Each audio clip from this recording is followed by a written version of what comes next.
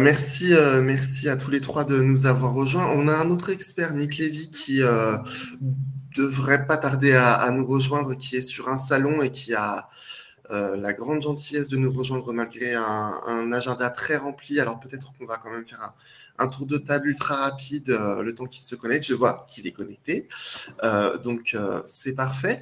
On va s'intéresser du coup dans cette session aux données unifiées, affinées et sécurisées, comme je disais juste avant.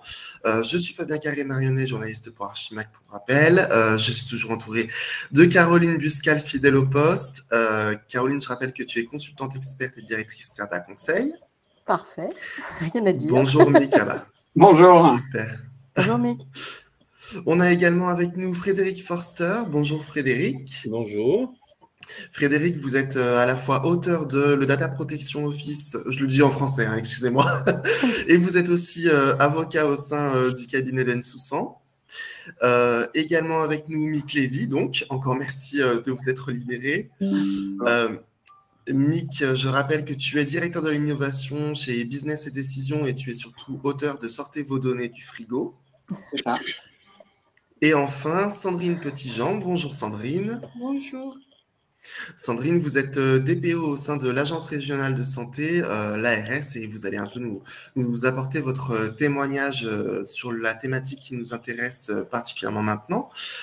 Avant ça, Caroline, je te propose de reprendre la parole pour nous présenter, comme de coutume, les indicateurs clés issus du rapport gouvernance de l'information que je vais me permettre de repartager d'ailleurs au cas où des personnes auraient manqué les sessions de ce matin. Et je te laisse la parole. Merci beaucoup Fabien. Oui, en introduction, quelques chiffres pour pouvoir bien mettre en évidence toute l'importance qu'occupe aujourd'hui la place des data au sein des programmes de gouvernance de l'information.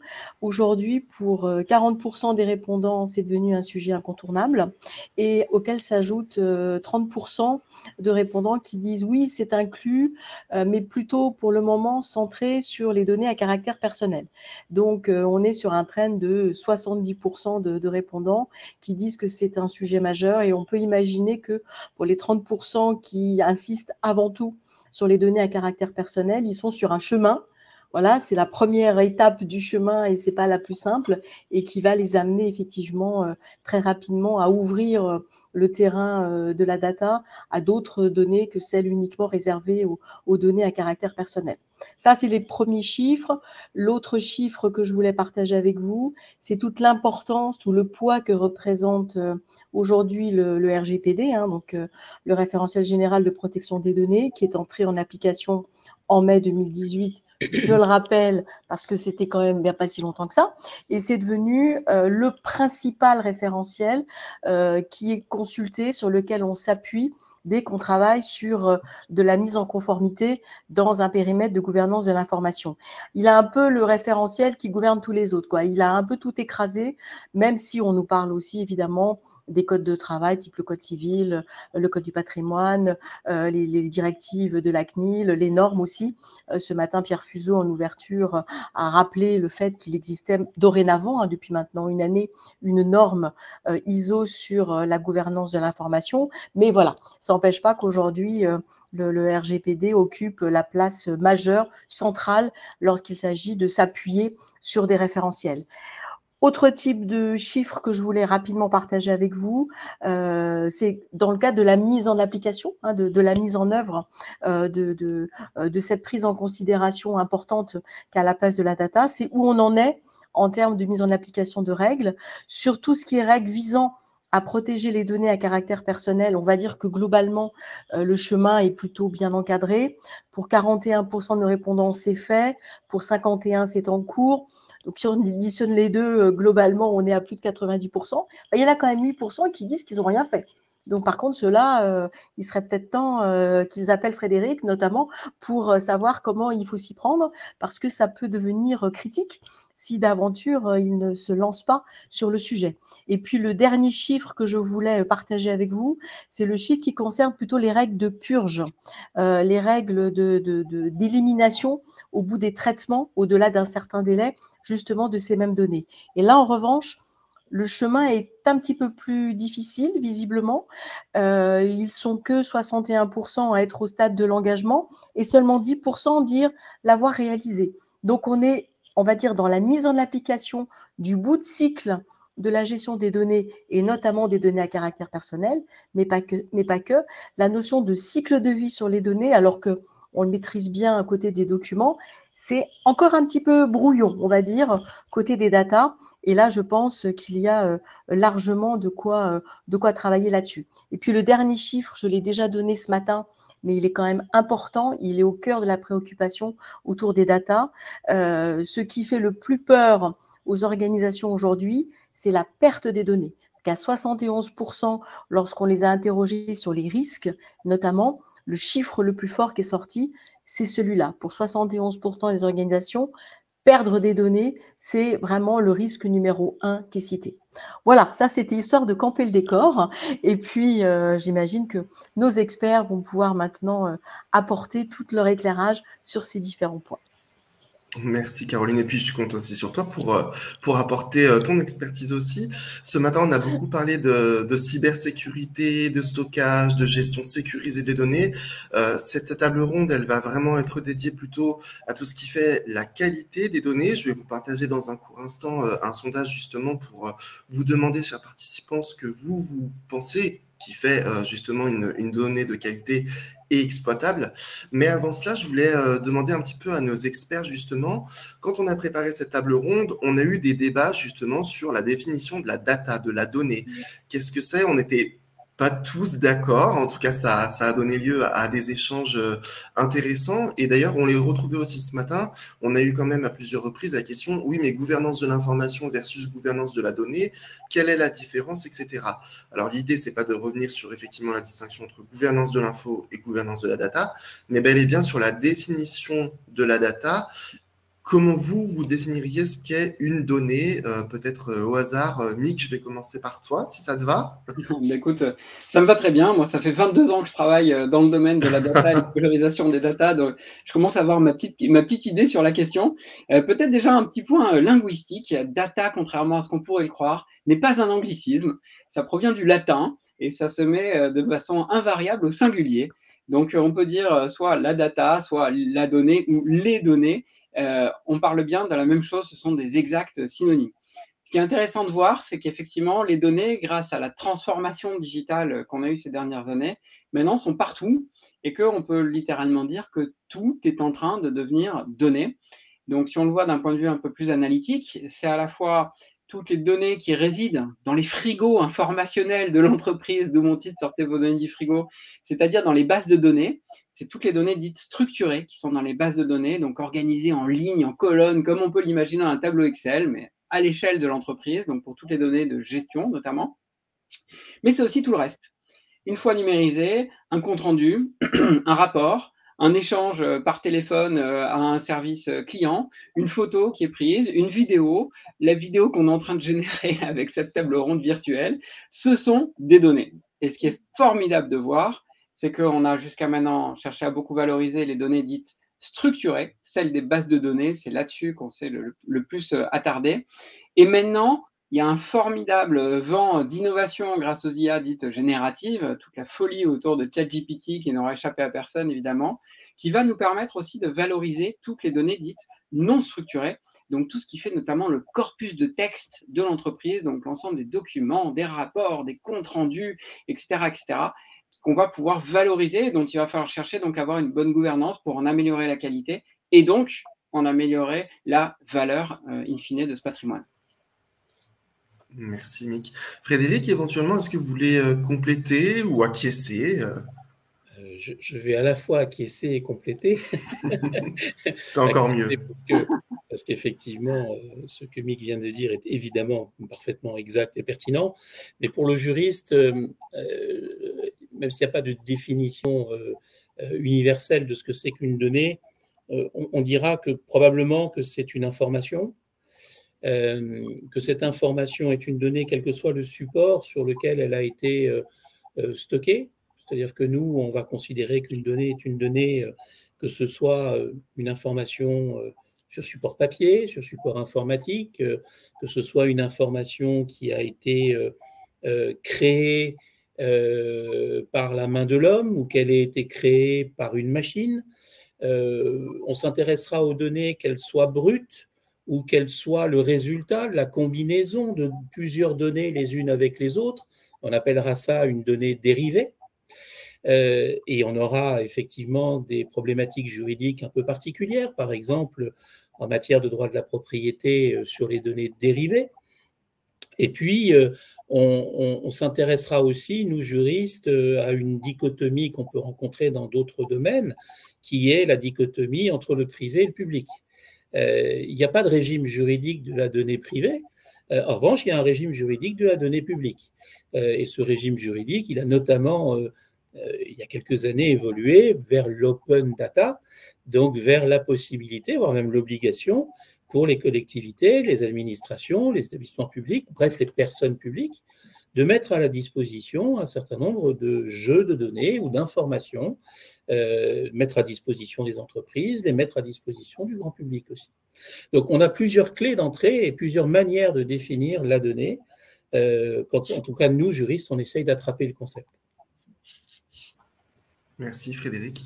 Caroline, est-ce que au niveau des clients auxquels vous pouvez, avec lesquels vous pouvez échanger chez Cerda Conseil, est-ce que cette notion de data, elle est suffisamment précise pour que vous puissiez vraiment les exploiter et en parler librement, ou est-ce qu'effectivement il y a encore un travail de pédagogie à effectuer auprès des organisations? Comment ça se passe? Ah, on ne t'entend plus. Oui, j'avais coupé mon micro.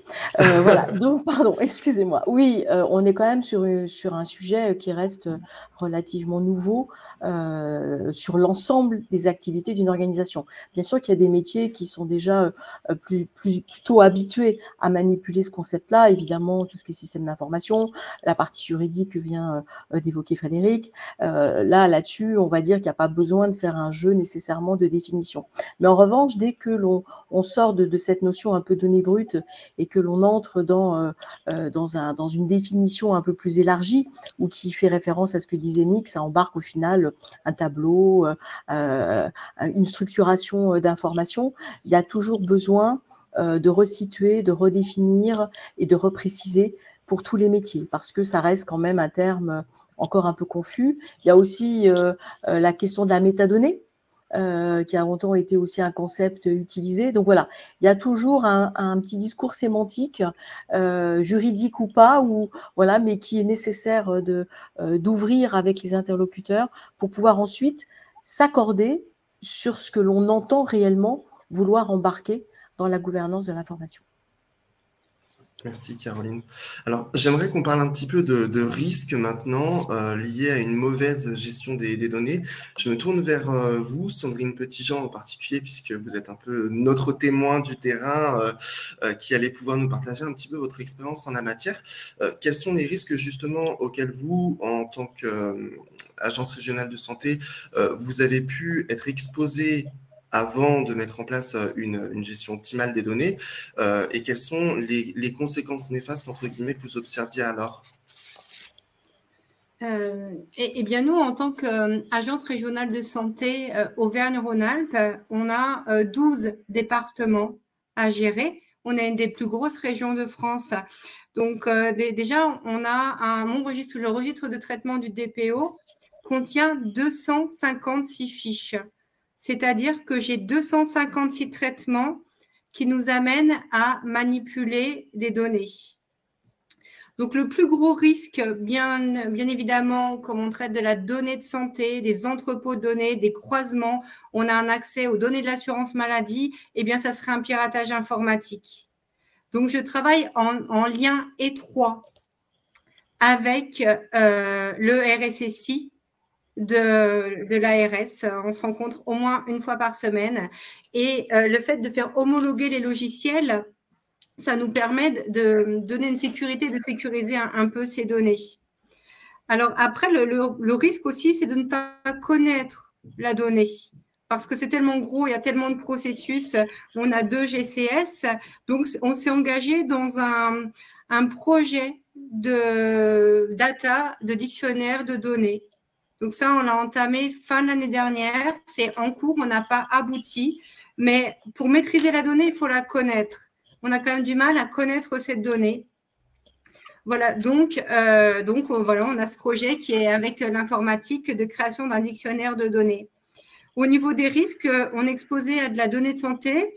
Donc, ça serait que les outils ne soient pas les bons, puisqu'on a des espaces HDS, agréés hébergement de données de santé, des messageries HDS et également des MSS, des messageries pour les professionnels de santé. Donc, le risque, ça serait que parce que ces outils sont un peu plus longs à utiliser, puisque, par exemple, un espace HDS déconnecte régulièrement les utilisateurs, enfin, il y a une durée de conservation dans la messagerie, etc. Ce serait que les utilisateurs n'utilisent pas ces outils pour gagner en productivité et que là, en fait, ils nous conduisent à être soumis à un nouveau risque.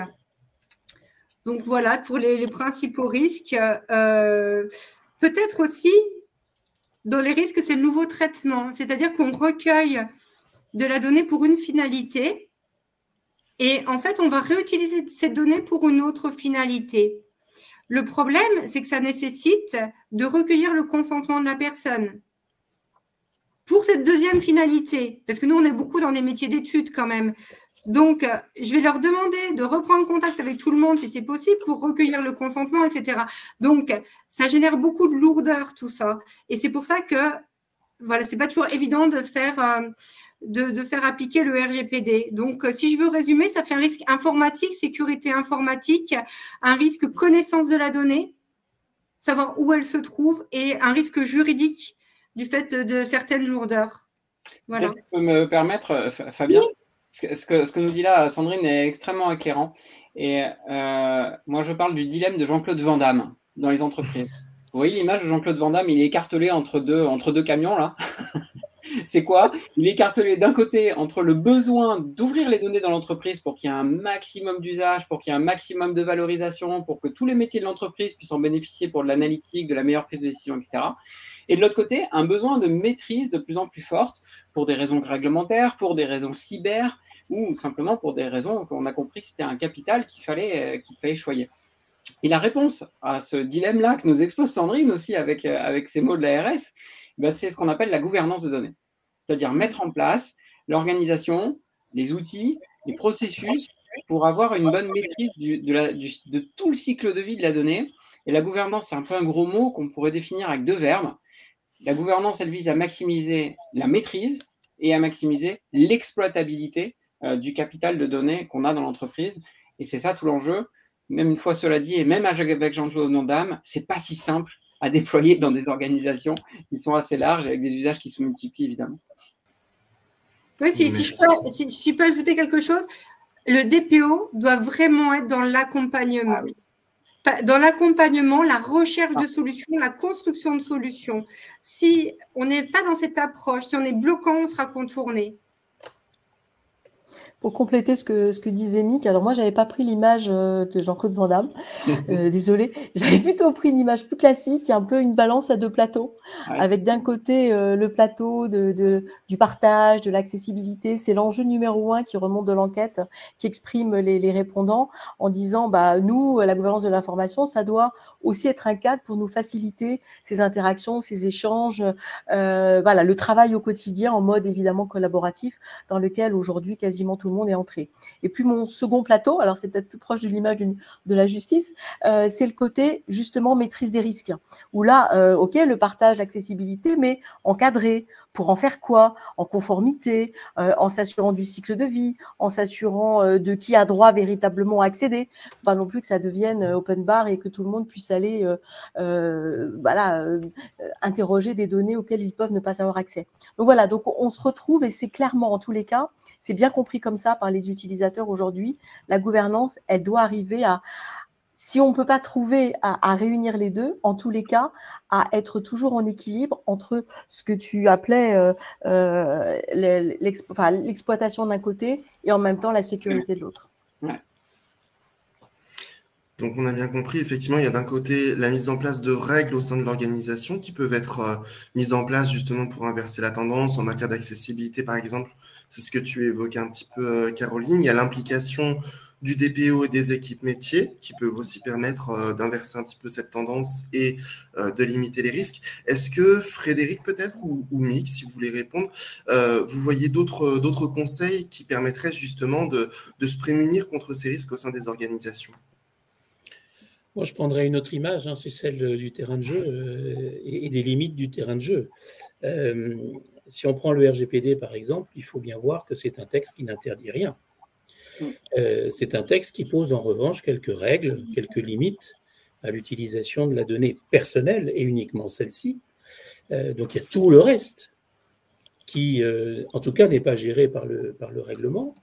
Et honnêtement, les limites de ce terrain de jeu, elles sont assez loin. C'est-à-dire que le terrain de jeu, il est très vaste.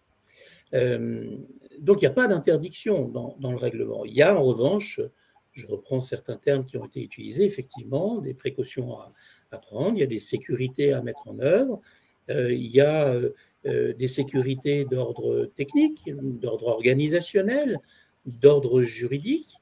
Mais encore une fois, le terrain de jeu est assez vaste. D'ailleurs, s'il n'était pas vaste, l'IA ne se développerait pas comme elle se développe, même s'il y a des points de rencontre un peu frontaux et violents avec le règlement, mais aussi avec d'autres textes. Voilà, donc bien sûr qu'il y a des sécurités à prendre, mais encore une fois, je pense qu'il ne faut pas être sclérosé par tous ces textes qui ne sont que des textes d'encadrement et qui ne sont plus, comme ça a été le cas pendant très longtemps, en tout cas pour la grande partie d'entre eux, des textes d'interdiction. Moi, je suis ravi d'entendre un avocat le dire. J'ai cette phrase quand je parle du RGPD qui est de dire le RGPD n'interdit rien, mais encadre tout. Et je suis ravi d'entendre Frédéric finalement confirmer ce propos.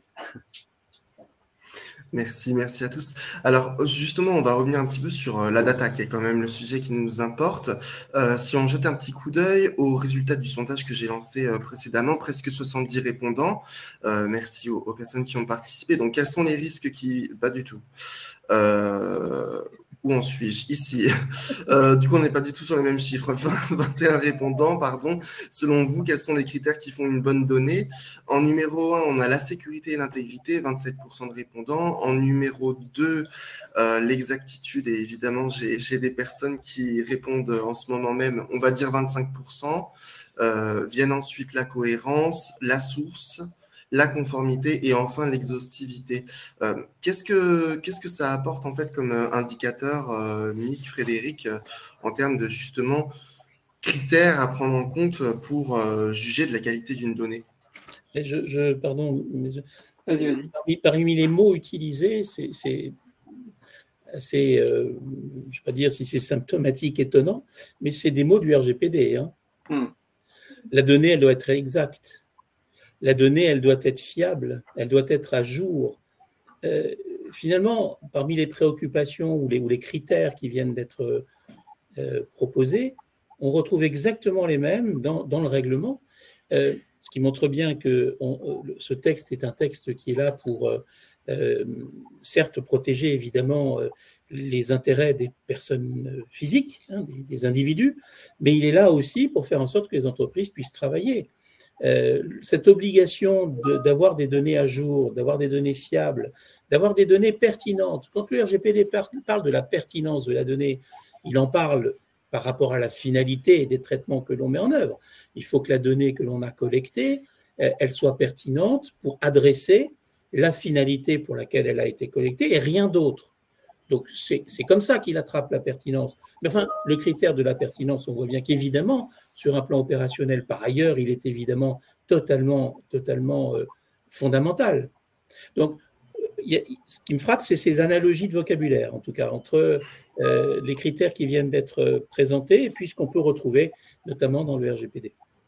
C'est pas si étonnant, ça montre que le RGPD n'est pas complètement hors sol, malgré les difficultés qu'on lui oppose. Moi, je conduis énormément, chez Business et Décision, on conduit énormément d'audits de qualité des données pour nos clients. Alors, pourquoi on fait ça? Parce que le manque de qualité des données, c'est un poison, un véritable poison pour l'entreprise. Ça vient d'abord pourrir les exploitations directes, analytiques des données. On va en reparler avec de l'IA notamment, etc. Si on n'a pas de données de bonne qualité, ça va tout pourrir. Ça va pourrir globalement et biaiser globalement toutes les prises de décision dans l'entreprise.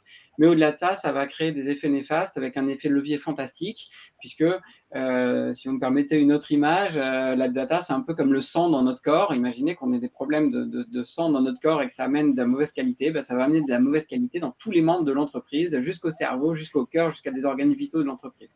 Donc, c'est un véritable poison invisible dont il est en plus très difficile de chiffrer les effets.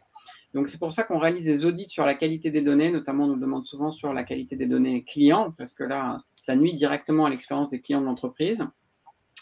Et on a une douzaine de points de contrôle en fait sur la qualité des données, dont ceux que vous avez indiqués, encore beaucoup d'autres. Ça peut s'automatiser en partie, mais reste le point clé de la pertinence de la donnée. Un problème de qualité d'une donnée n'est jamais absolu. Il y a à voir dans un contexte, dans un usage, pour une utilisation particulière de la donnée.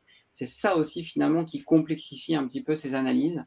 Mais c'est sûr qu'il faut absolument s'en occuper parce que c'est un véritable poison pour toute l'entreprise et qu'on ignore beaucoup trop fortement dans l'entreprise. Merci Sandrine. Il me semble que justement le RGPD dont on a beaucoup parlé, c'est une problématique assez récurrente au sein de l'ARS. Aujourd'hui, vous en êtes où au sein de l'organisation et ça m'intéresse aussi de savoir où en sont les organisations de nos participants. Je vais participer, envoyer un sondage aussi pour savoir un petit peu. Nous, en fait, je pense que du point de vue RGPD, on est stabilisé aujourd'hui. Alors, je me suis dit que pour déployer le RGPD au sein d'un organisme de 1000 personnes, je n'allais jamais en être capable. C'était beaucoup trop ambitieux. Donc, eh bien, j'ai monté un comité de pilotage avec des représentants de toutes les directions métiers et je les ai formés, je les ai sensibilisés et ensuite, je les ai renvoyés dans leur direction avec des points réguliers avec moi. Et ensuite, je leur ai donné une grille de criticité. Je ne sais pas si vous voyez, une grille d'analyse de risque. Et je leur ai dit, ben voilà, vous me ramenez les 3 processus les plus critiques de votre direction. On va les mettre en conformité cette année. Et ensuite, quand on aura fait ceci, on va faire les suivants. Et parallèlement à ça, on va monter le registre de traitement. Et on va faire les PIA, etc. Bon, aujourd'hui, je pense qu'on a terminé. Ça fait quand même un petit moment. Ça nous a bien occupés, surtout qu'avec le Covid, on était dans une situation un peu difficile. Quand j'entends parler de données, donc le principe de minimisation des données, c'est à peu près acquis, je pense, dans les traitements. Par contre, je rencontre une difficulté qui est la durée de conservation. Parce que dans les logiciels, ils ont oublié, parce qu'on fait des revues de logiciels, ils ont oublié de nous mettre une date de fin. Quand j'ai une fiche de traitement, je leur dis la date de fin, là, elle est où ? Ah oui, non, mais on en a besoin, etc. Donc, effectivement, on garde la donnée qui n'est plus valable parce qu'on a peur de la détruire. Alors, il y a le pas qu'on n'arrive pas à franchir. Et aussi, on a un autre problème qui est celui des archives départementales. Parce que pour détruire, il faut l'accord de l'archiviste. L'archiviste ne donnera son accord que si les archives départementales ont donné leur accord. Et aujourd'hui, on arrive avec des fichiers informatiques ou non plus des données papier et les archives départementales ne savent pas comment les traiter. Donc, elles ne peuvent pas les prendre, donc pas de PV de destruction, donc on remonte la chaîne, ça nous fait des données qu'on conserve. Donc, voilà, le véritable problème et l'enjeu, pour moi, ça sera la destruction de la donnée cette année. Merci Sandrine. Et Caroline, oui. Pour continuer ce que vient de dire Sandrine, j'avoue que le chiffre de 10% d'entreprises qui sont au point concernant la destruction des données m'étonne énormément. En tout cas, c'est absolument pas ce qu'au cabinet nous voyons. Et là, je rejoins Sandrine. Le vrai sujet pour nous, en tout cas, lorsqu'on intervient dans un programme de mise en conformité au RGPD, c'est évidemment celui-là. Et on a une expérience alors qui mixe aussi une vision privée. Alors vous, Sandrine, c'est les problèmes des archivistes qui sont là pour conserver une vision historique des choses. Et le patrimoine historique n'est pas nécessairement ce que le RGPD cherche à protéger. Il cherche à protéger les individus. Donc là, on est parfois sur des sujets qui sont orthogonaux. Mais dans les entreprises privées, on a le même genre de problème. Et ce problème est souvent, effectivement, même quasiment toujours lié aux outils qui ne sont pas du tout aujourd'hui conçus pour gérer d'abord plusieurs durées de conservation, puisqu'on a plusieurs concepts d'archives, hein, l'archive vivante, l'archive intermédiaire, l'archive définitive, et pour détruire les données à la fin, il n'y a pas de bouton hein, sur lequel on peut appuyer, ou rarement, pour effectivement détruire les données. Alors ça aide beaucoup, du coup, certains métiers au sein de l'entreprise.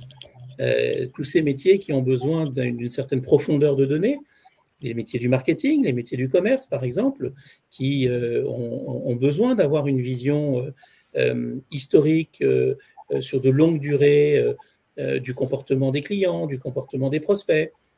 Ce sont ces métiers-là qui nous amènent souvent à créer ce qu'on appelle des lacs de données, ou ce qu'on appelait, il y a encore quelques années, des infocentres, qui sont des horreurs pour toutes les personnes qui gèrent de la protection des données, ou qui s'occupent de protection des données, parce que ce sont des déversoirs d'informations, souvent pas structurées, justement, et qui contiennent des données qui sont des données qui, au regard des règles en matière de protection des données personnelles, auraient dû être supprimées depuis bien longtemps.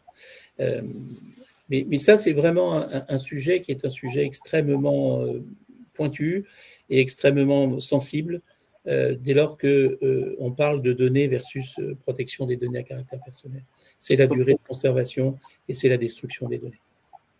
Ouais, pour préciser, c'est sensible, pardon Caroline, parce qu'en plus il y a eu des amendes hein, de la CNIL pour ce sujet-là particulier. Pour répondre peut-être à Frédéric sur le sujet des infocentres, des data warehouse, des data mart, des data lakes, des data hubs, de toutes ces générations de bases de données analytiques, donc dans laquelle on a effectivement déversé énormément de données de l'entreprise à des fins analytiques et maintenant même à des fins d'intelligence artificielle, on y reviendra certainement. Effectivement, je pense que c'est le cauchemar des DPO. J'en suis désolé parce que j'en suis responsable chez beaucoup d'entreprises. Je sais que c'est le cauchemar des DPO puisque en un seul endroit, on concentre tous les risques et en plus, de chercher à mettre un nom sur le responsable, ça y est, on l'a trouvé. C'est bon. Alors, quand même, pour rassurer tout le monde, attention, certes, c'est un grand déversoir, mais c'est un grand déversoir dans lequel on met énormément de sécurité et énormément de gouvernance. Tous les principes de gouvernance dont je parlais, ils sont au cœur de tout projet de data lake, dataware, infocentre. Je ne vais pas vous faire le détail de tous ces courants technologiques ici, et donc de la maîtrise de ces choses-là. Et par ailleurs, il y a maintenant des technologies qu'il faut absolument venir déployer, qui permettent, d'automatiser notamment les suppressions de données selon les délais légaux ou selon les chartes qui auront été définies dans chacune des entreprises, et ça s'automatise, c'est finalement le meilleur moyen de s'assurer que c'est réellement fait. Et deux, de venir allouer des habilitations de façon dynamique aux utilisateurs. C'est-à-dire, je suis un utilisateur du marketing, j'ai besoin d'accéder aux données clients pour un motif légitime et agréé par mon DPO, j'y ai un accès direct. Je travaille dans la direction de la logistique, je n'ai pas de raison d'avoir accès aux données clients, quand bien même elles sont dans le même data lake que celui que j'utilise, et ben soit je ne peux pas du tout voir le fichier dans lequel il y a des données clients, soit j'y accède, mais en ayant masqué certaines informations, en ayant pseudonymisé certaines informations, soit j'y accède, mais via une habilitation avec un process qui doit être dûment tamponné par le DPO. Et enfin, quand c'est un nom et un prénom, et que ce nom et prénom il est utilisé à la fois par la logistique et à la fois par le marketing et à la fois par le commerce, là, on voit bien qu'on commence à avoir quand même quelques difficultés parce que la donnée, elle est parfois commune à plusieurs traitements, à plusieurs métiers, à plusieurs process. Et l'allocation de droits d'accès différenciés quand il s'agit d'accéder à une donnée qui en réalité constitue le tronc commun informationnel de l'entreprise, c'est compliqué. C'est pas simple, mais il faut faire cet effort parce que la grande question qui sous-tend quand même, hein, on la touche un petit peu entre les lignes, la grande question, comment on fait de l'innovation quand il y a de la réglementation ? C'est ça le truc. Et si vous suivez les débats qui se passent au niveau mondial, au niveau européen, on est en plein Vivatech, donc ce grand salon en ce moment de l'innovation qui se tient à Paris. Le RGPD et la réglementation européenne est attaquée de toutes parts, comme étant pour certains les grands responsables du manque d'innovation européenne. Moi, je n'y crois absolument pas. Par contre, il faut absolument trouver les moyens de faire de l'innovation, de gagner de la productivité, de la compétitivité en Europe et de faire de la technologie un véritable levier de cette compétitivité et de façon responsable. Donc, il faut parvenir à allier les deux. Donc, c'est pour ça que je me méfie. Évidemment, il faut être très vigilant quant aux données analytiques, des data lakes, etc. Mais il faut qu'on trouve les moyens de pouvoir les valoriser de façon responsable dans le respect du RGPD. Et je sais que ça fait les cauchemars des DPO, mais croyez-moi, il y a des manières de le faire de façon élégante, validée par des DPO et par des avocats sur certains de nos projets. Oui, Nick, je me permets. Pardon. Excusez-moi, je voulais juste dire que moi, je trouve que les choses sont beaucoup plus simples depuis la mise en place du RGPD. Parce qu'avant, il fallait faire des… Sandrine, on a un cadre maintenant. Oui, mais juste le cadre. Avant, on était obligé de faire des déclarations CNIL en permanence. On était toujours bloqué. Aujourd'hui, le RGPD, pour moi, on accompagne. On dit non lorsque c'est vraiment… voilà, lorsque c'est pas correct. Mais sinon, moi, je pense que je suis dans un rôle d'accompagnement. Et c'est rare que je bloque. Parce que même lorsqu'on confie des données, on va faire un contrat de sous-traitance, on va faire les choses correctement, mais généralement, on le fait. Eh bien, Sandrine, j'adorerais voir des DPO comme toi dans toutes les entreprises. J'ai tendance à avoir des DPO en face de moi, peut-être qu'il y en a qui nous écoutent, à dire qu'il y a deux profils de DPO. Le DPO défensif, où on va le voir en lui disant « Bonjour, j'ai un nouveau projet avec de l'intelligence artificielle sur les données clients. » Et là, c'est « No way, non, trop risqué, je ne veux même pas en parler. » Et le DPO business partner, on va dire, donc il prend plutôt l'attitude que Didier en disant « Bon, on va trouver les moyens, il faut bien évaluer le risque, il faut sécuriser, il faut mettre tous les moyens qui vont être nécessaires, mais on ne peut pas se couper de ce projet-là dès lors qu'il reste licite, évidemment. » Alors, il y a aussi quelque chose qu'on oublie très souvent quand on lance des projets, quels qu'ils soient, de réinformatisation, de désilotage ou autre, c'est qu'on oublie d'associer d'entrée de jeu le DPO.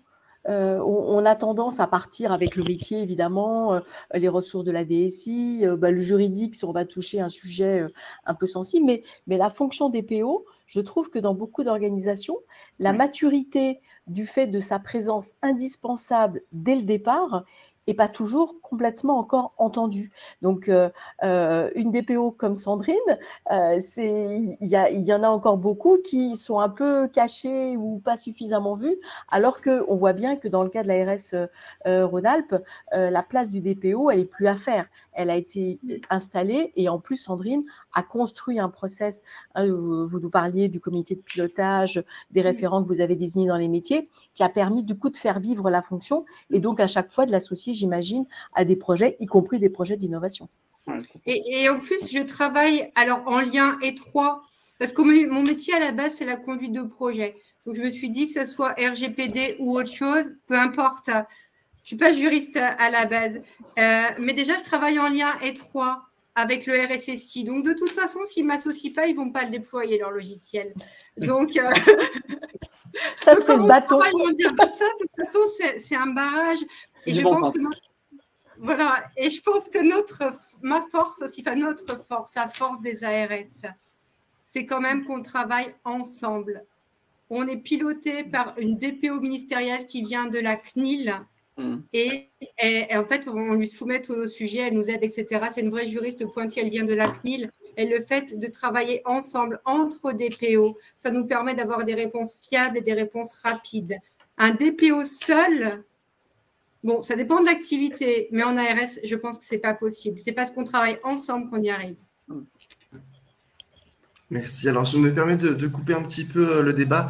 Malheureusement, il nous reste moins d'une dizaine de minutes et il y avait vraiment un sujet que je voulais évoquer, en particulier avec toi, Mick, qui était l'intelligence artificielle. On en a un peu parlé ce matin, justement, donc c'était aussi l'occasion, puis c'est un sujet d'actualité, bien entendu. En quoi l'IA générative peut justement changer la donne en matière de conformité, de gestion de données, de sécurité. Quelles sont les opportunités qui existent, du coup, qui se créent pour les organisations et comment intégrer cette IA au sein des organisations? Alors, d'une part, l'IA générative pose d'énormes questions d'un point de vue réglementaire et juridique.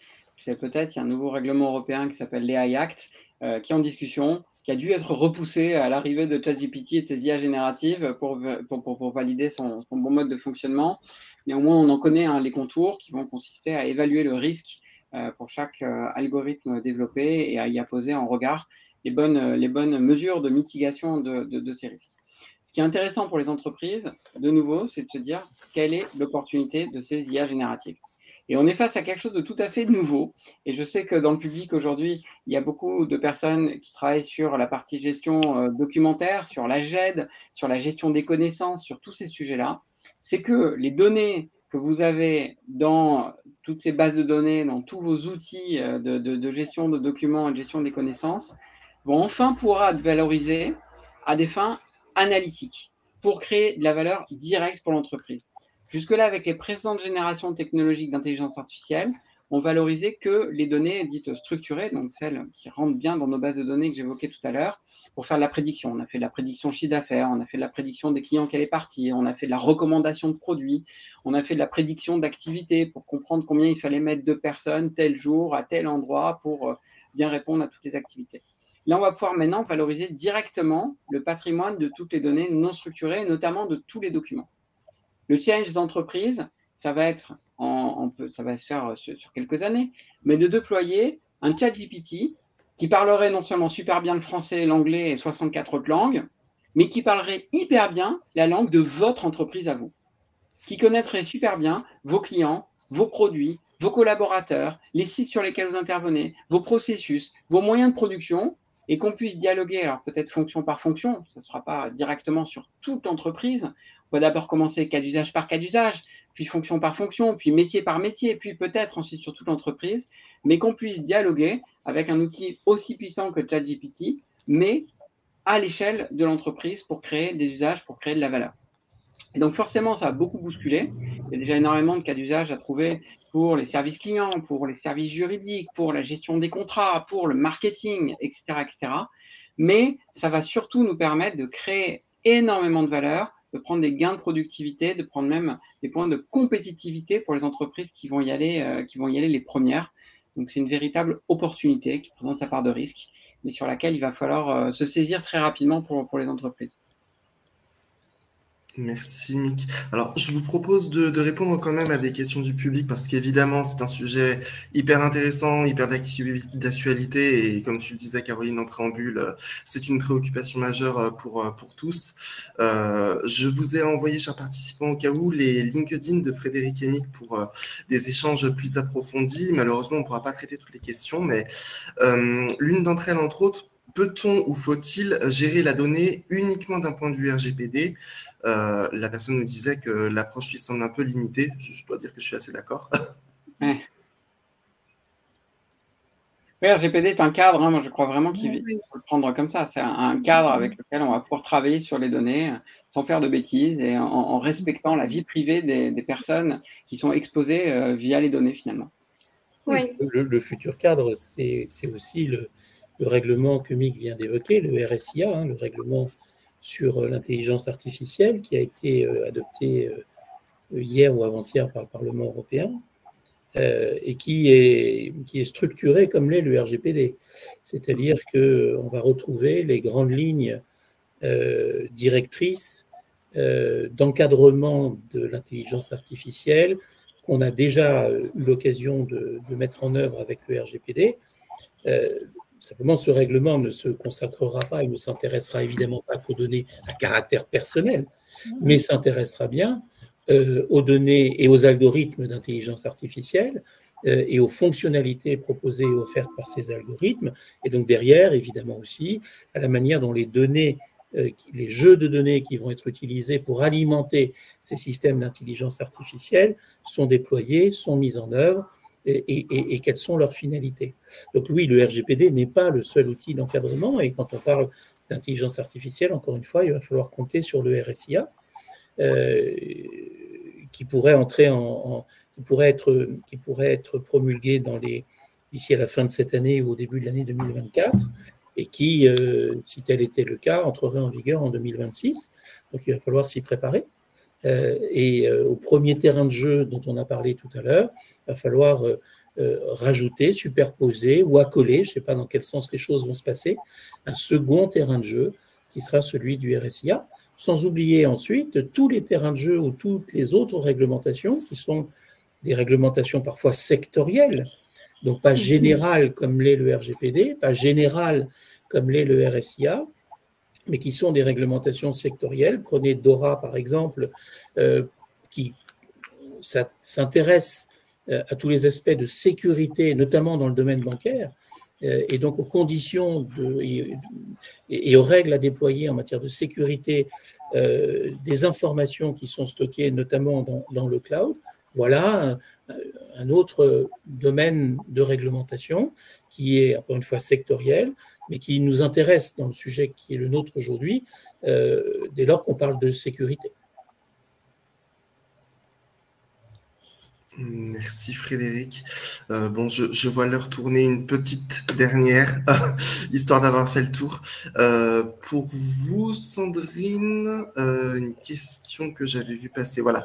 Vous avez parlé de destruction et de durée de conservation des données de santé et que ça posait problème. Est-ce qu'on ne peut pas appliquer les règles de conservation regroupées dans le référentiel publié par la CNIL sur les données de la santé et de recherche scientifique ? Non, en fait, nous, ce qui nous pose problème, c'est la destruction des données Covid. Ah oui. Voilà, pour être très concrète, parce que les textes nous ont demandé de les détruire. Or, comme les logiciels, on a créé des logiciels dans l'urgence, etc., et les archives départementales ne sont pas capables de les prendre. Et donc, voilà, on est dans l'illégalité puisqu'on a des données qui devraient être détruites. Mais finalement, le RGPD passe après les règles des archives départementales. Donc, on attend. Peut-être juste en dehors de ce cas particulier, il y a effectivement plein de cas où on va pouvoir venir désensibiliser les données pour pouvoir les conserver sans en les ayant anonymisées. La meilleure manière, c'est parfois d'ailleurs de faire des agrégations. Tant pis, on perd le niveau de détail le plus fin, mais au moins on désanonymise totalement, même par corrélation. Si c'est agrégé, on regroupe les données par paquet en fait. Et on peut en garder une trace, notamment à des fins peut-être de recherche, effectivement, comme ça semblait être évoqué dans la question, ou à des fins d'archivage, pour pouvoir être utilisé sur certains autres usages de façon désanonymisée, puisqu'on n'a pas le droit de les conserver telles quelles. Voilà. Oui, c'est vrai que les données Covid ont été… en fait, la partie intéressante a déjà été versée dans d'autres logiciels nationaux pour servir de base pour les études. Ouais. Écoutez, merci beaucoup. Malheureusement, on ne va pas pouvoir prolonger parce qu'on a quand même un timing à respecter. Encore une fois, si les participants veulent poursuivre ces échanges, j'ai indiqué vos réseaux. On transmettra les questions qui n'ont pas été traitées à nos experts pour que justement justice soit faite.